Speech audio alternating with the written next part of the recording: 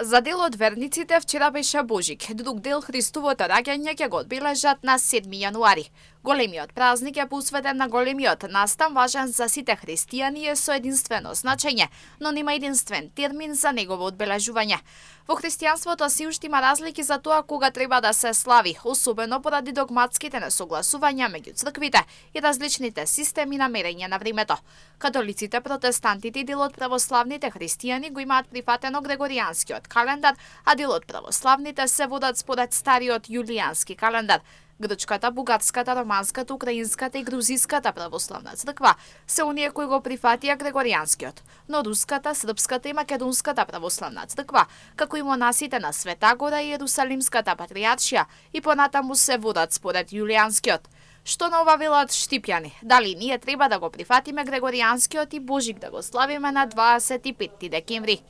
Мислам како останатите држави. Ако сакаме у ЕУ, значи треба како другите и ние европски да размислуваме. Парто што си да не бидеме кога е Божи, кога е на седми, да. Тога е кај превремено некако не е убаво према државите, ако одиме ние не можеме ништо да направиме. Старото, кој што се зацртано, дека знам поповска работа е тоа. Не треба да го прифаќаме другиот. Па не. 7 јануари. Повеќето држави веќе го прифатија другиот календар, ние не. Не. На 7. Како што си Не треба да ги прифатиме другиот календар како повеќето земји? Не.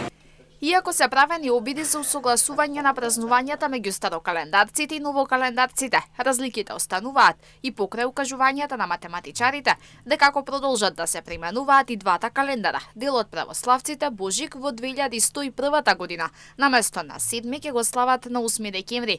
Тоа е затоа што стариот јулијански календар доцни за соларниот еден ден на секој 128 години, што кај грегоријанскиот календар се случува по 3300 години. Иако многобројна популација луѓе времето го бележат според своји календари кои имаат корени во нивната етничка и религиозна историја, грегоријанскиот календар денес е главниот временски ориентир по кој најголем дел од луѓето во светот ги одбележуваат настаните.